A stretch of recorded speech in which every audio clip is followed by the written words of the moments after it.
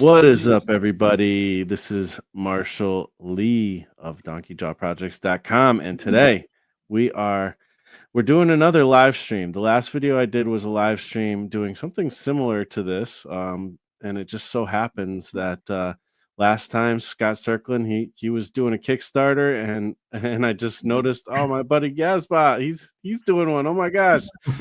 So I'm like, I got to get him on before the Kickstarter is over. I So know, I appreciate it. Good on you, because I did Artcasters like a week or two before it started, and then did no, for lack of a term, press, no interviews, not with my friends, nobody, just and so like I literally was thinking like, boy, I should have tried to promote this on shows. And then you're like, hey, you want to be on my show? I'm like, yes, immediately, let's do it. That's awesome. Well, I'm glad that I noticed, because to be honest, I know you were saying in the text that sometimes the word doesn't get out, but I'm also not really on social media anymore. So Sure. I have a Facebook for just personal stuff. Really, it's not even meant to be a outward facing Facebook, but I still have all my friends on it and stuff. So That's fair. And I have several friends and family members that are like not on it at all or half on it. But like, I will pat myself in the back because this is my third Kickstarter. And the first two I talked about and I advertised a little bit, but not like this time.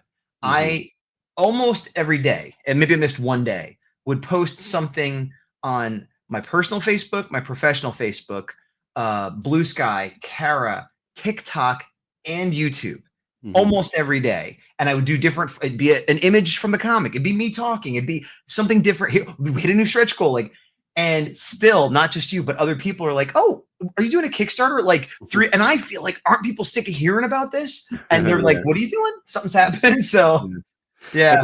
I think that's typical. Even when you are like really on social media and stuff, it just, for some reason, that's how it goes with these Kickstarters and stuff. But I'm glad I caught it, because it's like, again, same thing with Scott and stuff. It's like, I've been like following you guys around for this whole journey. I can't miss the next horror, like A4. Come on.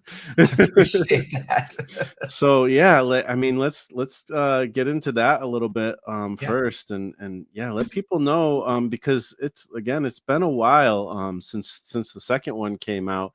It's been an embarrassingly long time since the second one came out. Hey, that's how it goes. But hey, I'm so glad you're still doing it, and some of my audience may not know about anything about what you're doing. So let people know what's this thing all about.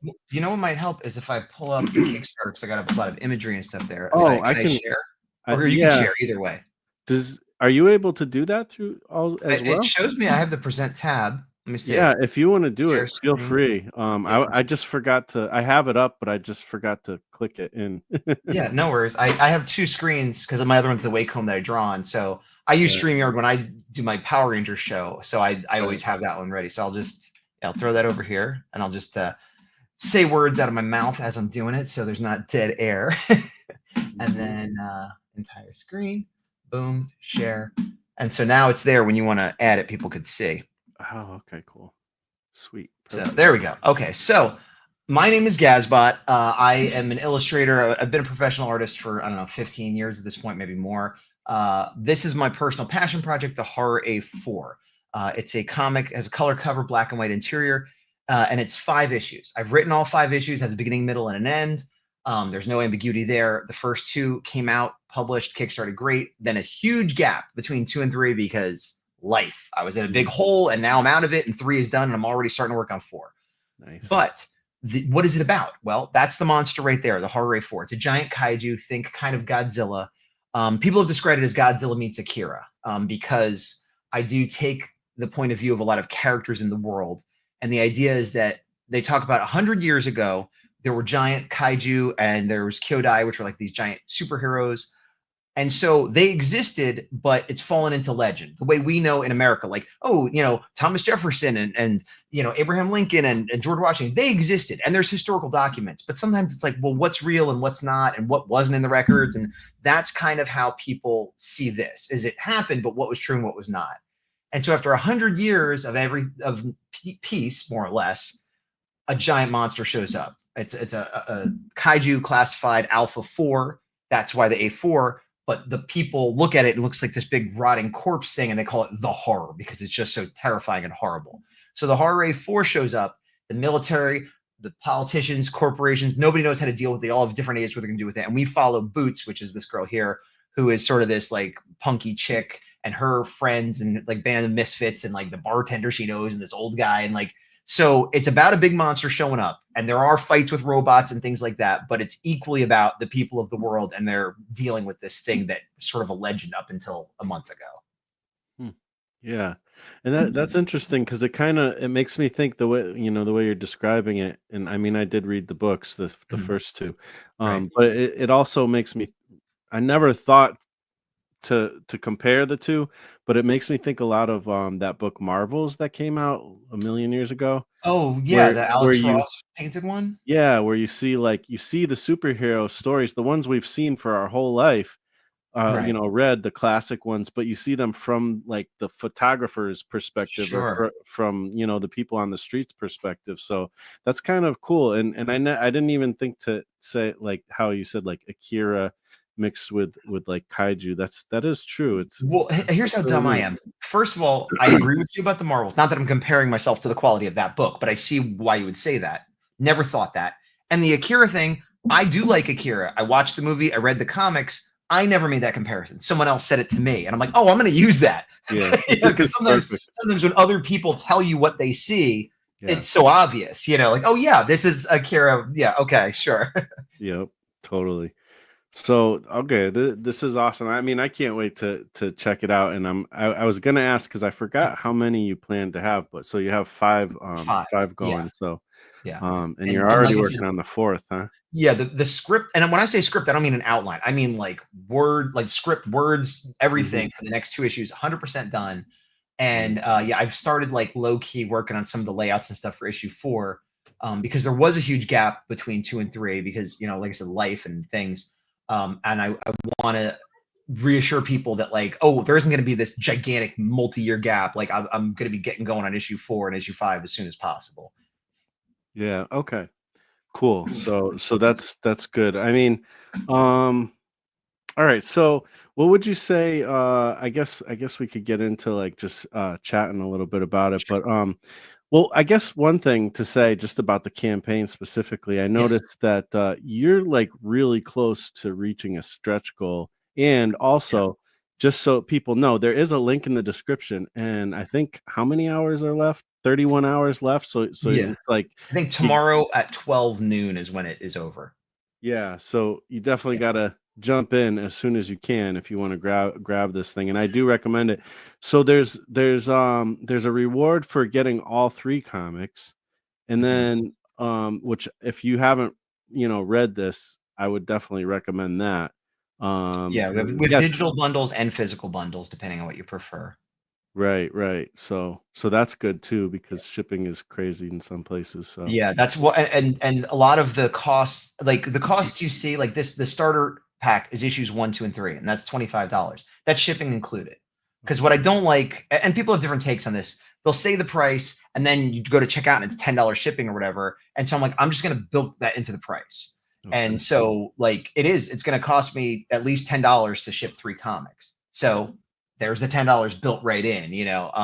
But if you get digital, I think I have it for 12 because okay. all I got to do is send a PDF. So that's, a lot easier for me to do. I was But surprised to see. I don't think you don't have any art or like commission cover type I of do, I tiers or do. They're at the higher level because let me see. The first, I put them at the higher level for 2 reasons. So to get any art done by me, commission art, you got to get the $120 super fan pack, which okay. includes a ton of stuff, like a bunch of comics, pins, sticker, digital downloads, all that. And then I have, let me grab it real quick.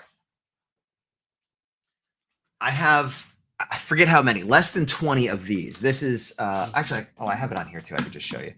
This, a couple years ago, before everything got put on delay, I did an ash can. There's the cover of issue 3. So it's got like half of the issue, rough pencils only, Yeah. and has a sketch cover. And it was an exclusive that I'm not allowed to sell, like by the terms of how it works. So the ones I have left over, people do sell them. but I'm like, well, I'm going to make it a reward. That way I'm not actually selling it, you know? Okay. And so the only commissions and sketches I'm going to do are going to be on these. And so Gotcha. that's why I kind of set it up that way, which might have been a mistake because as of now, nobody has bought one. but, Oh, okay. but I'm also, to be honest, I'm really backed up. I have a couple commissions. I have a couple prints I need to do. And as I said, I'm trying to focus on getting issue 4 done.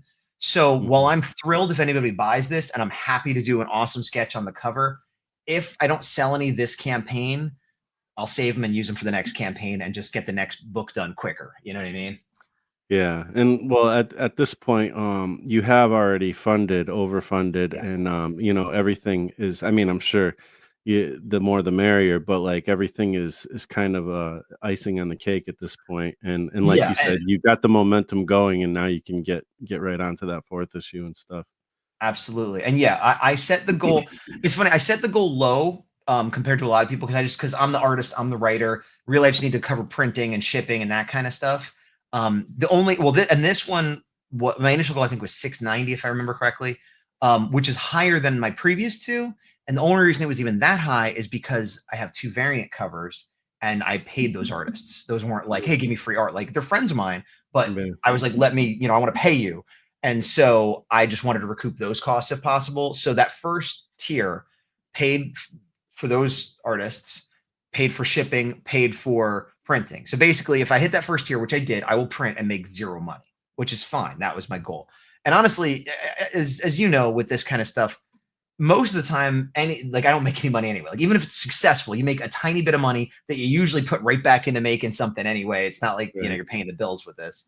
Yeah. And to that point, the first stretch goal was free stickers. So when we hit that, so everybody that has a physical reward tier gets a free sticker. And so what does that mean? I need to do new art, print up a sticker, mail that out to everyone. I don't make any money on that either. The only thing I get is some stickers, stock, and that's what I get. I won't have any money at the end of this, but I'll have stock that I could then bring to shows and sell.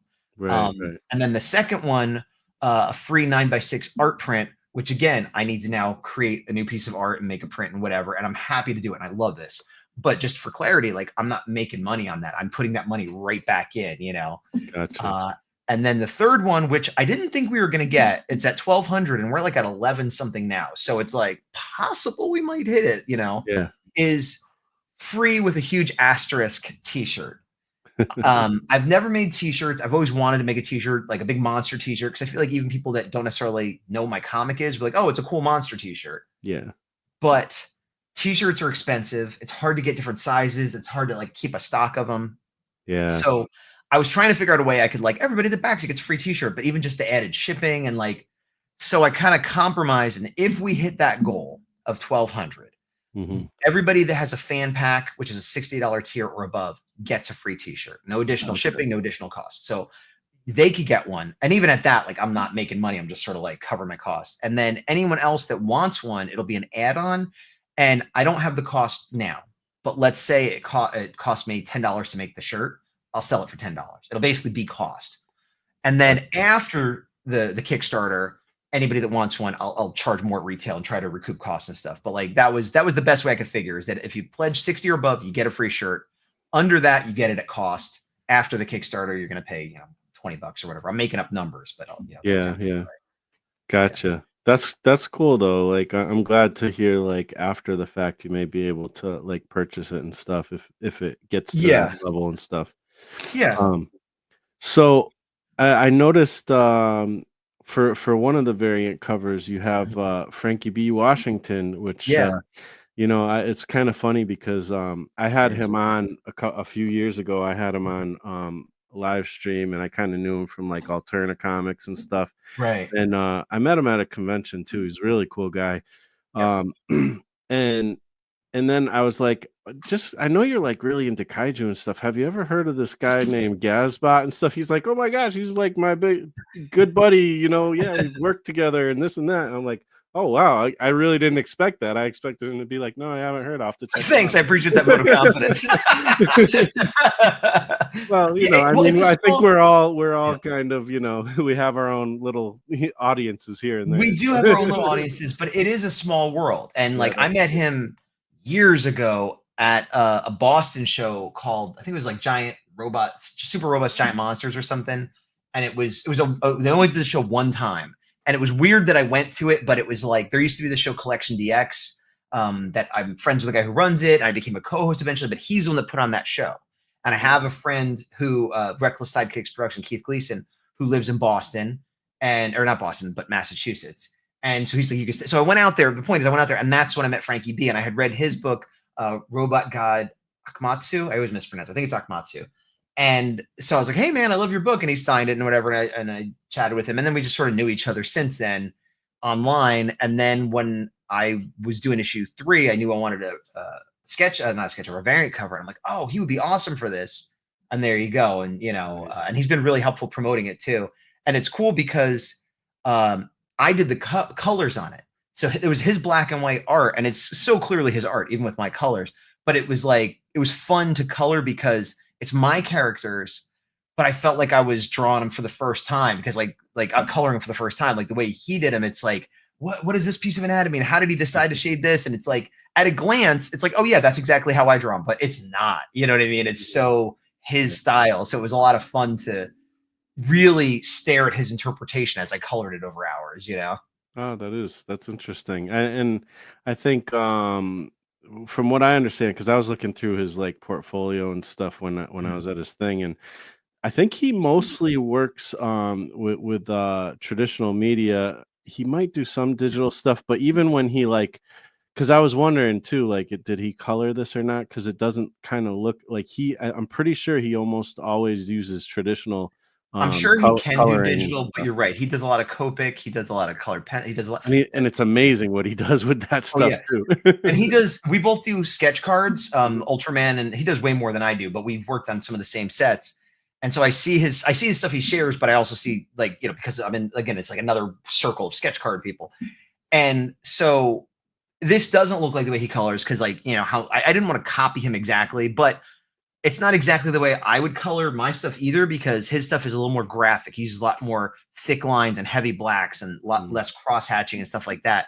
But so I tried to use bolder colors, like the big orange and stuff like that isn't something I would normally put in mine. I put more gradients or lines or whatever. But the main, like the Frankie B coloring thing to me is the energy coming out of this tank hitting the Horror 4.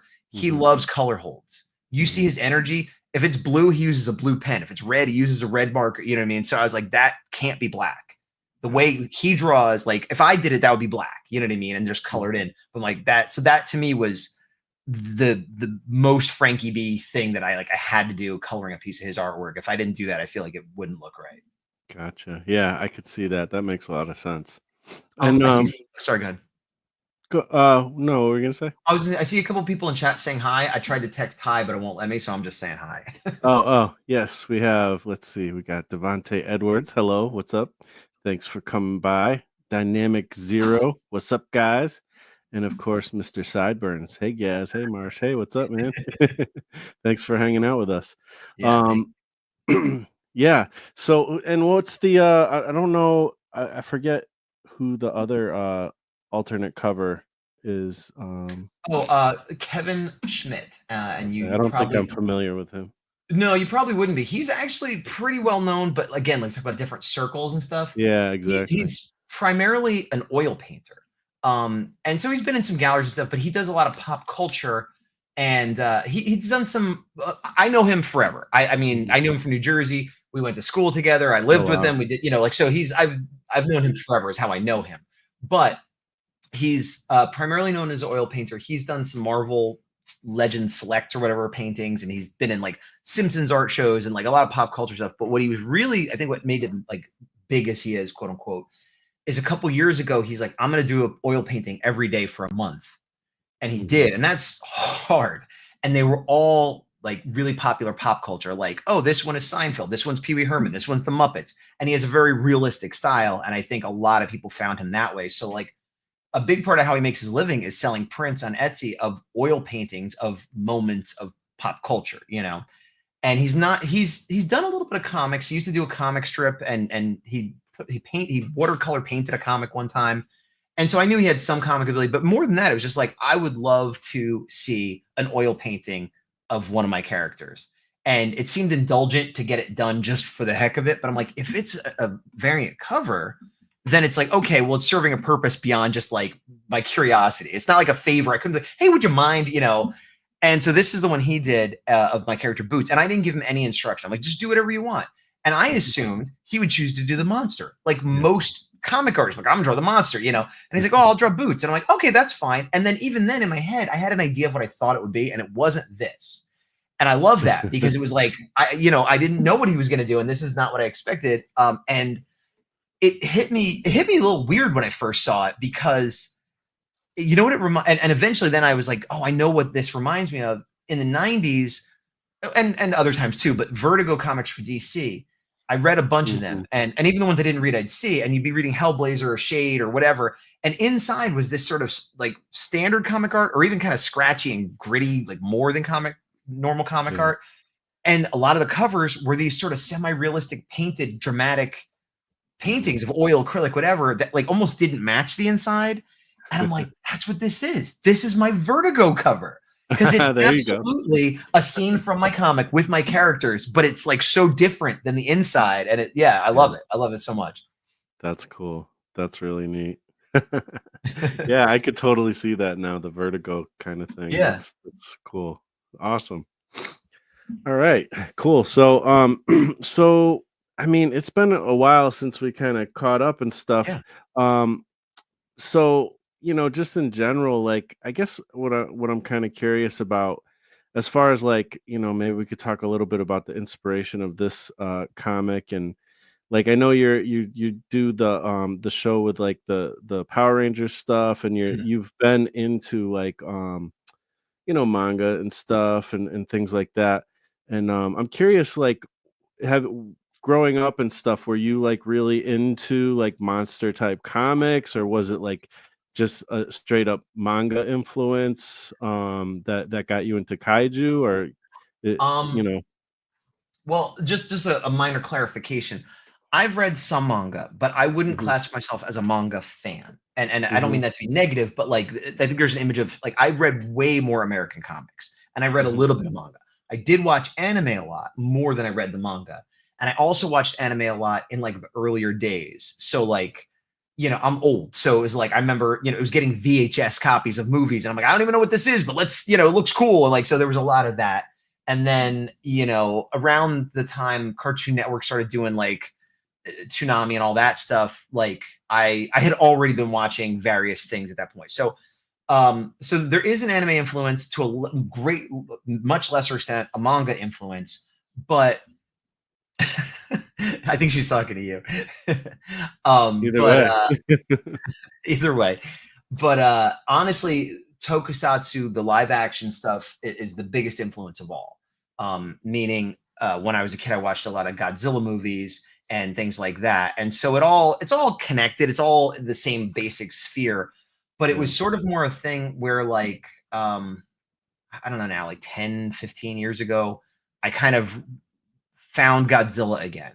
I used to watch the movies when I was a kid. Like sometimes I'd really watch them, and sometimes I'd be sitting on the floor playing, and it'd be playing in the background. In the East Coast, they would run in the summer. They'd run all the old Godzilla movies on PIX 11 constantly. So I would just see them, whether I was watching them or not, they were on.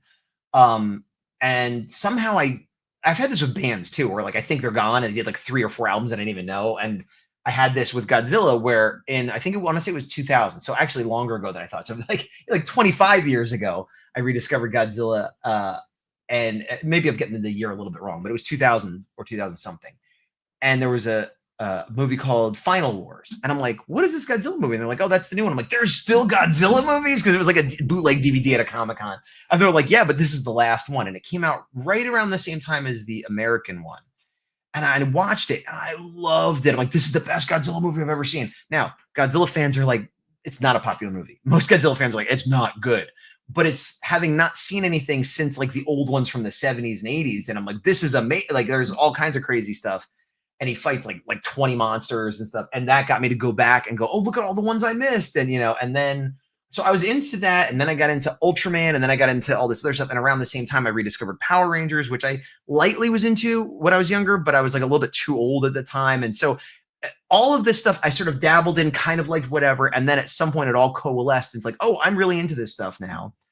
And at the same time, I got back into doing conventions. I used to do fanzines and things like that, and I would do conventions for them. And I did a comic strip and I did conventions for them.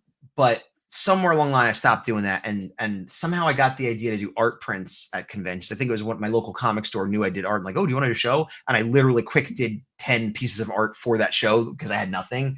And from that, I started doing conventions. And what I would do is just, what do I like? Let me do a thing I like. And so I'd be like, here's a zombie, here's a GoBot, here's Godzilla, here's, Wolverine, and like whatever sold. I'm like, well, let me do another one of that. Let me do another one of that. And over time, it became clear that Godzilla, Ultraman, Ninja Turtles, to a lesser extent, Transformers and Kamen Rider, and Power Rangers, to a greater extent, are what I liked that sold. So everything I draw, I like, but not everything takes off, and it's just not financially worth putting all that money into. And so for a long time, I was just the Godzilla guy at the show, making money and well, I didn't make money for a while, but eventually I started making money. And then 100 Days of Comics came along, and I'm like, oh, I should do a comic. I had done a few, like semi-professionally or professionally, and I started and failed 1,000 of my own, which is a common story. And at that time, I had 2 or 3 ideas for comics, and I literally was like, well, let me. And I talked to my wife, and it's like, pick the easy one, pick the one that'll be done quickest, begin. And I'm like, right, yeah. And so the idea I had for this monster comic, I'm like, well, this will be fun. And I do a lot of monster art already, and so there's like a crossover potential with my people that follow me. And it was supposed to be 40 pages. I had the outline, and it was about 40 pages. I'm like, okay, that could be 1 big issue or 2 small issues. This is great. This is a good way to dive back into comics.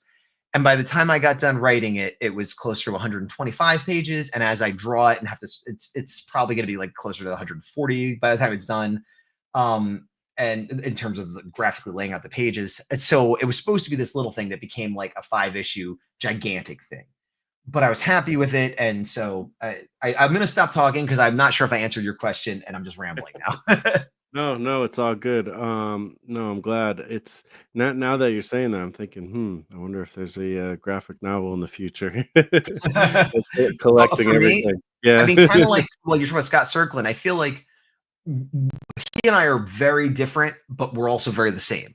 And I think we're very the same when we both had these passion projects that we put out individual issues of over years and then collect it. And so at some point I will collect it. But when I do, I'll try to make it different somehow. I don't know. I don't want it to be the exact same thing. I don't know if I'd add color or change the lettering or something to make it like, if you have the individual issues and you have the trade or graphic novel, that there's a distinction between the two. And Yeah. Well, I mean, it's always good to have the collected edition though, as like just to be able to have like your reader copy, and the other right. ones maybe, I mean, I know people are the way they collect, they kind of seal stuff up and never touch them. And I'm not Right. quite that way, but No, but I do um understand. I have that even. I used to be precious about collecting things, and not so much. Well, I still collect things, but I'm not precious about it. If they break, they fall, whatever. I want to enjoy them. And that's the same with comics, where if it gets a little creased, folded, whatever. But I have bought trades or collections, graphic novels of certain series that I know I own, because I'm like, well, I got like 15 boxes of comics over there, and if I go through all of them, I could find the 5 issues of X-Men that I want to read, or I could just for $20 at the comic store buy it and have it and easily find it on the bookshelf. So I do think it serves different purposes. yeah, totally. Oh, Um Valerie before was saying that they're working on their own zine and they want to put it on random shelves and book Barnes and Noble. I support that. Guerrilla style, punk rock. Just put it oh everywhere. yeah, Screw it. just throw it everywhere. I Yeah. mean, I think that's great. I like I love the idea, to be honest, of kind of putting stuff out there for free and stuff. Mhm. If there's ways that make sense, that you can afford and stuff. Yeah. So that is a cool idea. Throw it right in Barnes and I've Nobles. absolutely. I've thought about. I'm not real good about digital. Like I have the digital tiers where I send the PDFs, but some people are like, get it on, I don't know, some digital platform, Substack or whatever. And like, I'm just not good at that stuff. Like, and part of it's I'm not good at, and part of it is like anything interest level. I'm like, I don't really go there to look at stuff, so I don't understand it. And Mhm. I like a print comic, or I like a delivered to me digital copy.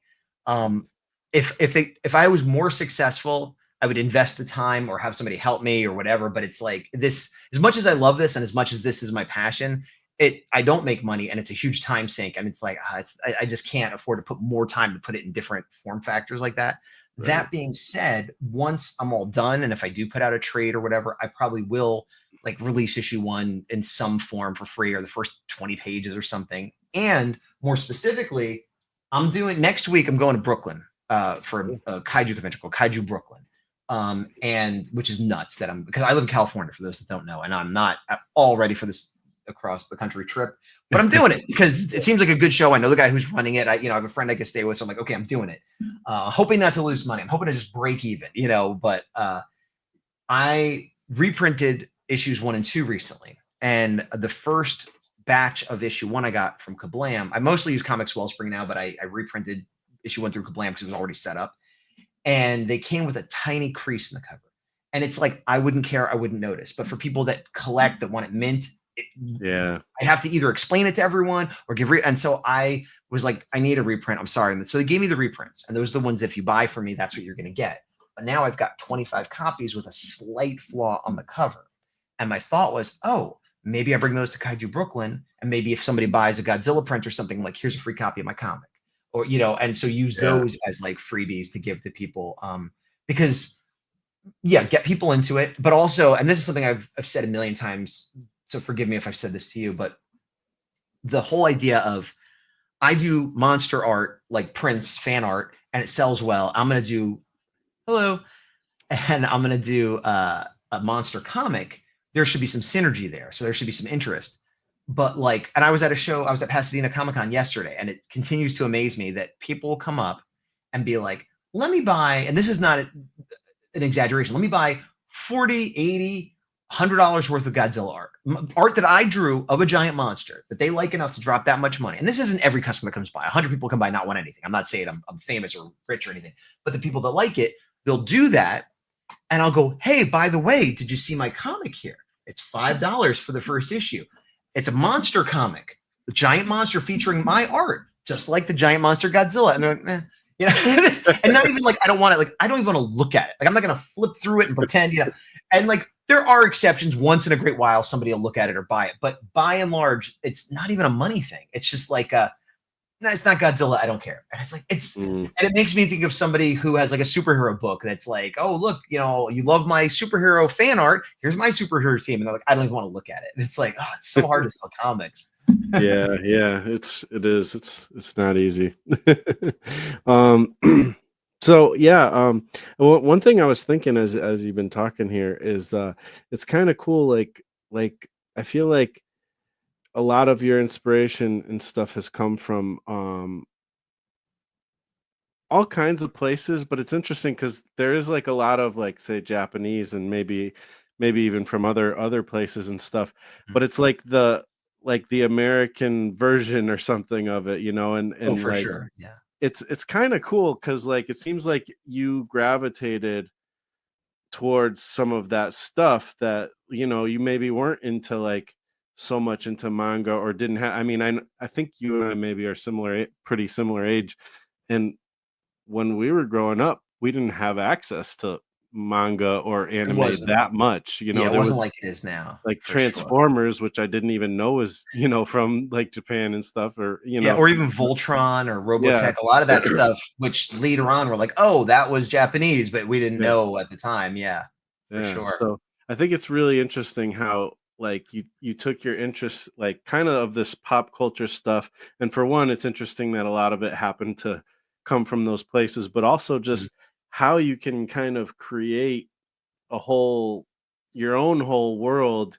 It's almost like an extension of, like, when we were kids, we were playing with the the He-Man and the toys and stuff. And I know obviously you collect toys and stuff, but then it's like an extension of, okay, now I'm gonna like because that's what you do with them. You like make your own little worlds and stuff, and and then, for sure. Now and I was an only child. Comic, it's your own story, like your own version of that. Like I don't think I'm the greatest writer in the world, but and depending on if people might read it, they might like it, they might not. But it's a competently told story. Like I don't know how good it is, but it's competent. Right. And to me, that's the easier part. And I think because exactly what you're saying, because, you know, I have a sibling now, but I was an only child till I was like 13 and I didn't really live with them. And so like I have a sibling, but not really, you know. Right. And there was a lot of times when I moved a lot and didn't have a lot of friends. And I'm not being, oh, woe is me, but I spent a lot of time having toys by myself. And like a big experience, even when I was young, was like I'd set them all up. I'd spend like hours setting them up. And like, okay, there. And then I would just like look at him and be like, okay, and then he says this. And then they go in jail. So then I'll set up a tableau of them in jail. You know, like there wasn't a lot of boom, bang, bang. Like I never really played that way. It was like, it was almost like I was storyboarding. You know what I mean? Like, Yeah. And so that part of it is, yeah, the idea part of it is the easiest part. The follow through, that's the hard part. Yeah, well, the comic book medium, for whatever reason, somehow we stay kind of addicted to it, but it is not a simple one to No, it's not. to bring into existence, that's for sure. Yeah. But yeah, no, I love that because you know, I think that's kind of what we do though, and it's kind of cool that like we have the ability and opportunity to kind of continue that in a way that's like substantial, like whether it becomes something that's, you know, people latch onto or not, it's Right. still like I don't know, It's pretty conjuring cool something thing. into existence. I mean, not to make it too grandiose. Anytime anybody makes anything, you make a song, you like anything, you kind of, you know, it's just something that didn't exist and now it does. Maybe it's good, maybe it's bad, maybe people like it, but it now exists because of you. What's up, beats and guitar? Speaking of music, but yeah, so like I will be happy when I finish this and it is a book. Will I be happier if tons of people love it? Yes. Will I be happier if I make lots of money? Yes. But it's sort of like if this is successful financially or otherwise, that's awesome. But if I don't finish it, I will be miserable and disappointed in myself. All I got to do is finish it. If I finish it, I win. That's how I look at it. Yeah.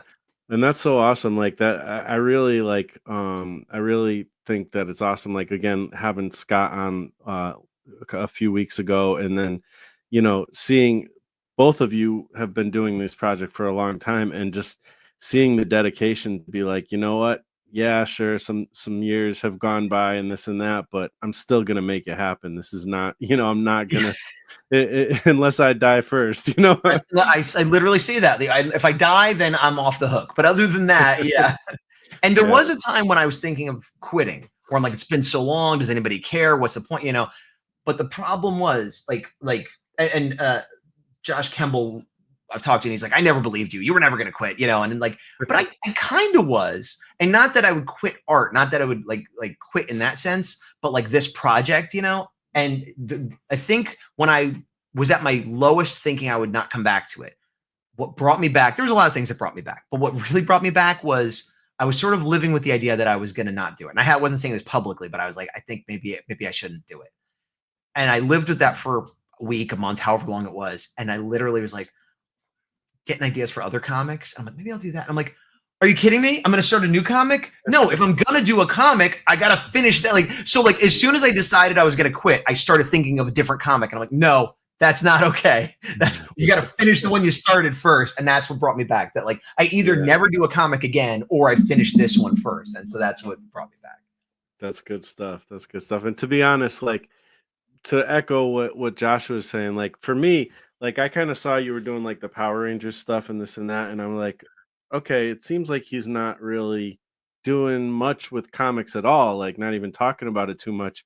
True. And but same thing, like I'm like, I don't think, like I didn't think that hard about it, but I really, just like your personality is like, I don't think I can't imagine you not like finishing it, to be honest. I mean, I'll take that compliment from both of you. I mean, I never stopped doing art. I never stopped working. I never stopped trying hard, but it was difficult to be in that mindset. And part of it is the slow return. And you know, COVID hit and I had a child and I had other life stuff that I'm not getting into here, but like it made it difficult to find time. And when I did, there was like a math equation of like, you know, I'm a slow artist. I've said this before, and I've heard different people like Todd McFarlane be like, there's no such thing as a slow artist. There is. Some artists are faster and slower. You're like, oh, if you just sit at the table. Yeah, but if I sit at the table for 3 hours and another artist sits at the table for 3 hours, we're going to get different amounts of work done. It's just the truth.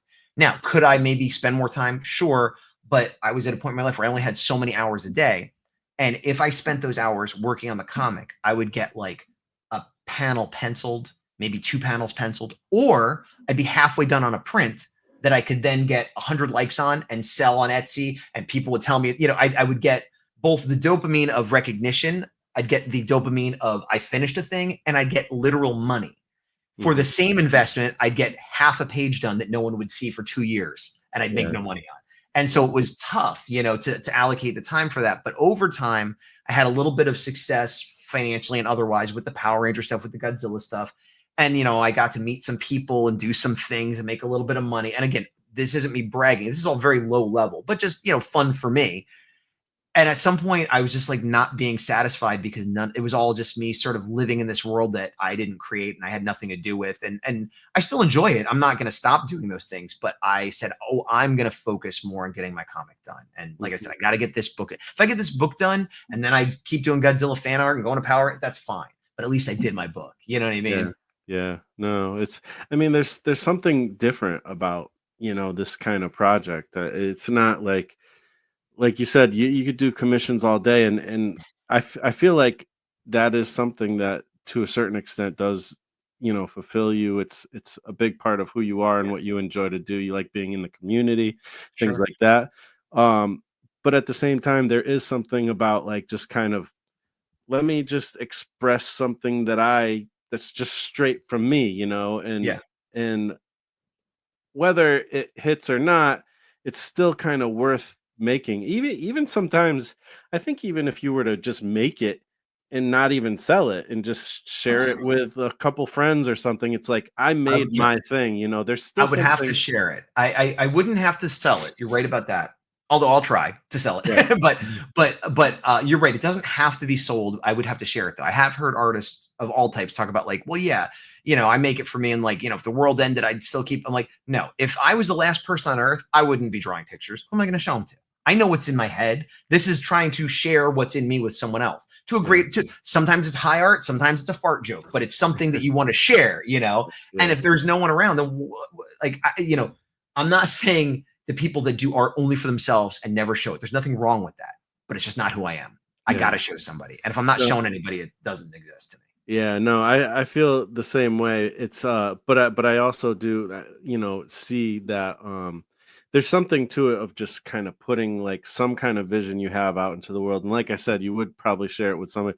To me, I'm the same way. I don't know what it is about art. I still haven't figured that part out, but the having, like, the sharing part of it is like essential for me, and I don't know why. I mean, on a base instinct level, for me, I can't speak for you, but for me, it is validation. And that sounds gross, and I would like to be more involved in that, but like, and there's more to it, but that's just the truth. And I think about like, well, I always kind of doodled and drew when I was like younger, but like, when did I like actually start getting serious? And it's like, I remember because people would be like, wow, that's really good. And I'm like, oh, maybe, and I remember one of the first like transactional things I remember happening was when I was in like grade school, kids would bring a toy to school, and you're not supposed to have toys in school or whatever, but like, you're not supposed to play with them, but they would let me borrow the cool new toy that I didn't have or couldn't afford if I drew it for them. And I'd get to have the toy for 20 minutes while I drew it. And the teacher would let it happen because I wasn't playing, I was drawing. So it's like, oh, okay. So like, I didn't even care about the drawing. I'm like, I get the toy in class for 20 minutes. Right. So that was the beginning of it. And then I'd have all, family and friends like, oh, you're so good or whatever. Like everybody has, if they have a supportive family. And then in high school, like 2 or 3 times I was paid to do something. I wasn't very good, but like a teacher paid me to draw one of their golfing students with one, and they still give me like $10 to draw a picture of them. And so I worked at a hobby store, and like the owner's daughter was like, oh, here's $20 to draw my character. And so like over the course of like 4 years, I sold like 3 things. I'm like, this is great, And so, and even when I just would sketch in my sketchbook and I'd belabor it, then I'd show my friend or I'd show my aunt or somebody, be like, wow, you must have spent a long time. I'm like, I did, And so however evolved I become, whatever I read, think, learn, move on, grow, go to therapy, all that stuff. And it enhances and changes what I want out of art, what I want to express out of art, what I get with sharing. The little lizard part of my brain is like, hey, remember when that guy gave you $10? Hey, remember when you got to play with that toy? Like, it equates it with like, if I do a good job with this, I'm good. Yeah. There you go. So Yeah.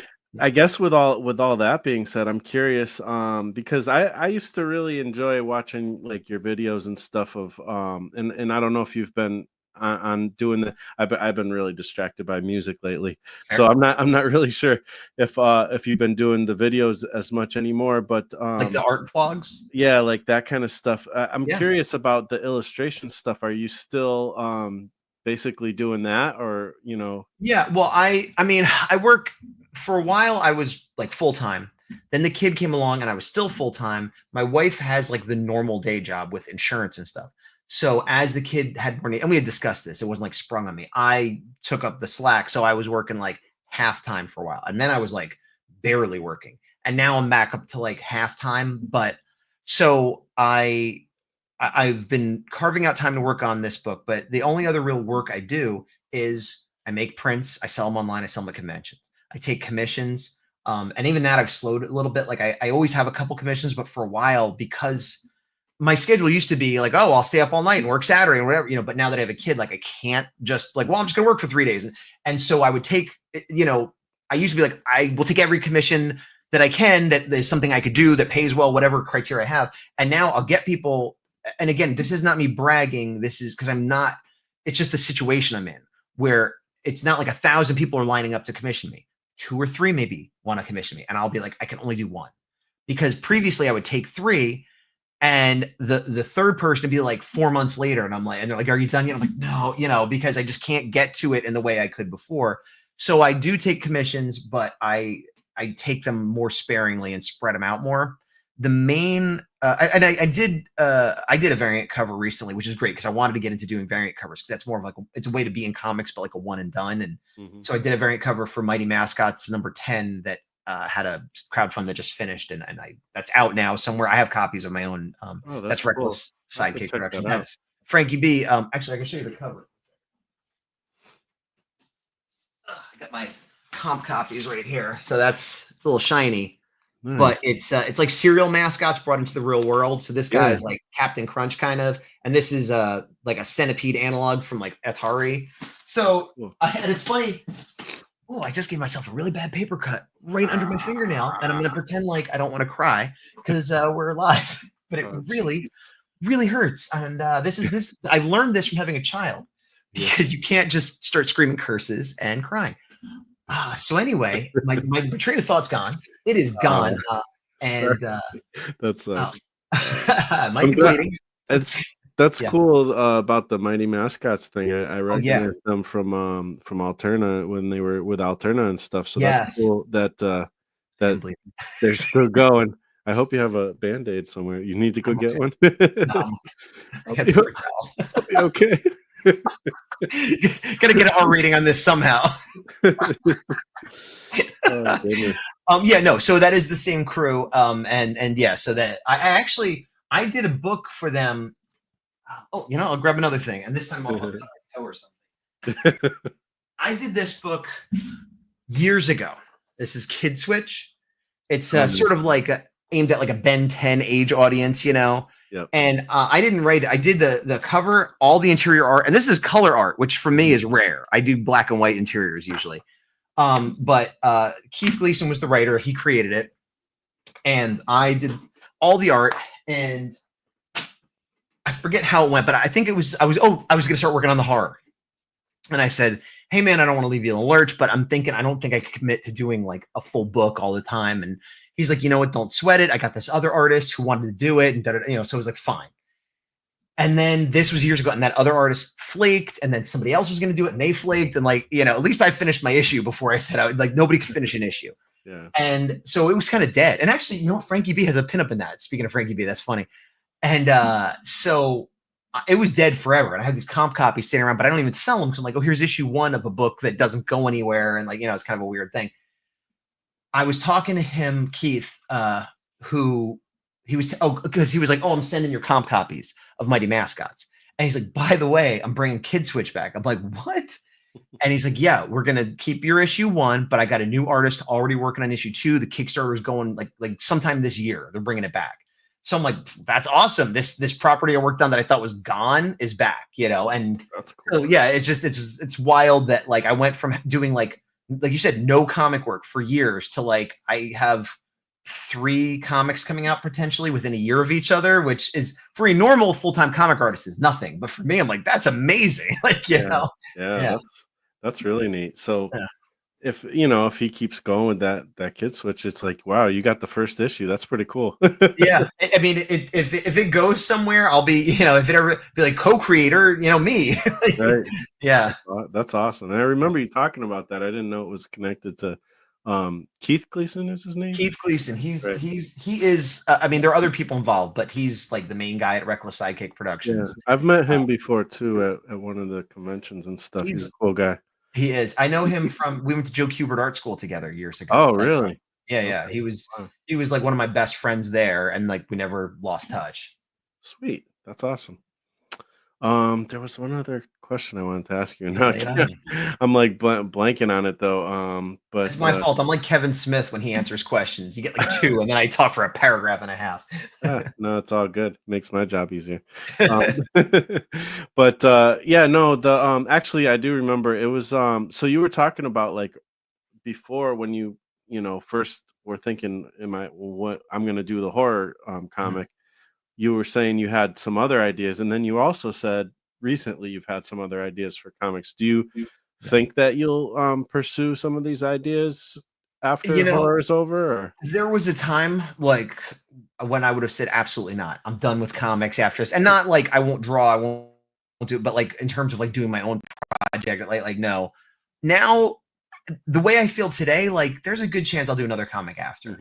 Mhm, Because I feel positive. Like even I think the thing is I'm not making a ton of money. I'm not getting super famous, and I'm still doing it. mhm, And now that my life has settled down a little and I'm not in some depressive funk and I have my kids in school, so like I'm able to spend time on it and still do other things. Cause it used to be an either or where like, do I work on a comic or now I could be like, okay, well, maybe the comic doesn't do anything for me beyond like creative fulfillment, and that can be okay.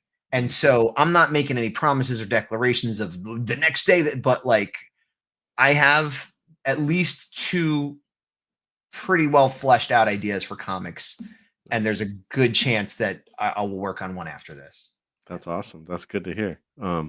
And I think too, uh, as much as it takes us a long time to get our comics going and this and that, um, you know, keeping that steady like you know output from time to time, and then like having like say you have this book done and then you're working on the other one. I think even though like obviously you said it's like really tough to sell the comics and Yeah, stuff, but even still, having that and then having another one, like, as you build that, like, the catalog, library. Yeah, catalog. sometimes Yeah.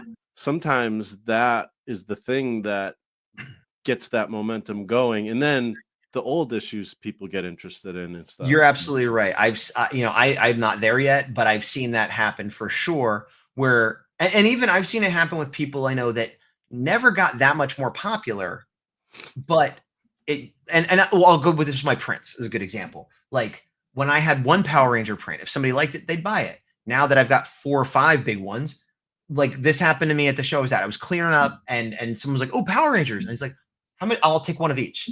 Now, am I a better artist? Am I more popular? No, but I made 5 times as much money because I had 5 prints. And so, if someone likes my comics and I don't pick up any new fans, having a book of the horror and they go, and I have my new book and they go, oh, that's cool. And then they just pick up the other stuff I have. Even now, like I have 2 issues available. When I had one issue available, if somebody wanted, they buy one.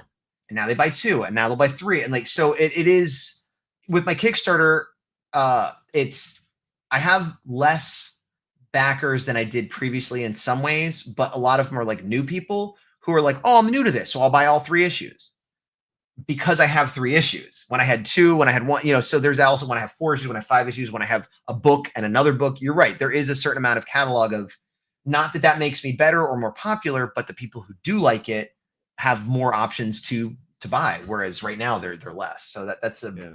it's a salient point, my friend. Yeah, yeah, totally. So, uh, I guess, so you got the Kickstarter and we have the link down in the description. I don't remember. Do you have like a website, or also where else can people find you and follow along? Well, the Kickstarter, yeah, I have a website which is gazbot.com, and the heartrate4.com I think used to direct to that, but now it's pointing at the Kickstarter. Um, but it really just reposts a lot of stuff from other social media. Right now I have an Etsy store under Gazbot. I'm on YouTube under Gazbot for my art, and then Action Activate for my Power Ranger show. And then Instagram is Gazbot with 2 T's because I can't get the one with 1 T. And I'm on Blue Sky. I'm on Kara. I'm on Facebook. I'm Gazbot everywhere. If you look at like Gazbot art or Gazbot comic, like you'll find me somewhere for sure. That's where I am. So type in Gazbot and pick your preference of where you like. Pretty much, yeah. I think the only thing I'm not on is X, but other than that, I'm on all the major things. Yeah. Nice, cool. All right, that's awesome. All right, well, everybody, I really hope you go check it out. Once again, you know, the Horror A4, it only about 30 more hours, about a day, Yeah. more or less. So definitely go check that out. I mean, I can definitely recommend the first 2 books, and I'm sure, I know you keep up your quality. I'm sure the third one's going to be great too. Well, the advantage of taking years in between is I think the third issue is way better than the second. Even better. So there you go. So I would say definitely go grab all 3 if you haven't. Yeah, check it out. I think you'll be happy you did. I appreciate that. So yeah, man, Gaz, thanks for coming on. Oh, I man, know I appreciate it. You're doing me the favor here. Yeah, any time though, you know, I always love chatting with you and stuff. So Yeah, it's good to catch up. for sure. So yeah, everybody, thank you for watching. And we will talk to you on the next video. Yeah. All right, let's see.